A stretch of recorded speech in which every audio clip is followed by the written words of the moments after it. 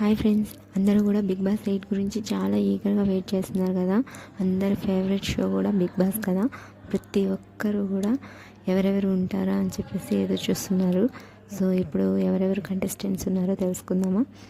ఇందులో వచ్చేసి ఈసారి హీరోగా రాజ్ తరుణ్ వస్తున్నారు. తర్వాత శ్వేతా నాయుడు, తేజస్విని గౌడ్, దీపికా పిల్లై, సనా, ఇలా చాలామంది తెలిసిన వాళ్ళే వస్తున్నారు.